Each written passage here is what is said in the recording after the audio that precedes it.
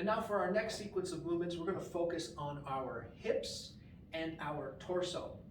More specifically in the hip area, we're going to be working the muscles on the outer portion of the hip as well as the inside of the hip. And this hip joint also loves to retain fluid, especially when we're sitting down and supporting our weight. The fluid tends to get trapped in there. And that's what kind of makes us feel hard to get up from the chair sometimes, because of all that stiffness and all that fluid that gets trapped in there, especially when being on the plane. So what we're going to do first is focus on the hips, and then we'll work our way up to the torso. So here are the movements for the hips. We're going to focus on lifting up the knee, and we're going to pull with our hands, pull the knee up towards our chest as much as we can, and then releasing, right? We're going to just pull up and release. And we're looking for some pressure here, a little bit of stretch on the outer portion of the hip, right? And we're going to lift, and what we're doing here is we're creating space way down here in the hip area.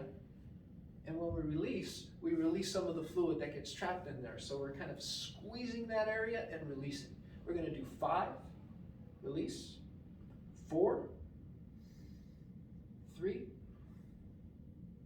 2, and 1.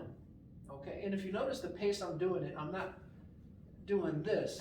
I'm taking my time with it and actually getting a good squeeze. Let's do 5 here, 4, 3, 2, and 1, right? So we'll start off with those. Now we're going to go into our knee circles. So we're going to just leave the hands out of it. You're going to lift the knee up slightly here, take the foot up off the ground, and start to rotate just slightly like that. Nothing too fast, but slowly rotate to the outside 5 times. 4, 3, 2, and then rotate to the inside 5 times. 5, 4, 3, 2, and 1. Let's do the other side. We're going to lift the knee up, foot slightly up off the ground, rotate to the outside. 4, 3, 2, 1, and to the inside. 5, 4, 3, 2, and 1. Good. And we want to keep our circles small because we don't want to hit our neighbors that are sitting next to us, and we also don't want to hit the chair in front of us in case it's leaning back. We don't want you knocking that the back of the seat there and annoying the person in front of you. Now let's go up to the torso. The torso area, along the spine, along the rib cage, because we tend to be in this position for a while, not moving. So again, there's some fluid retention in this area too.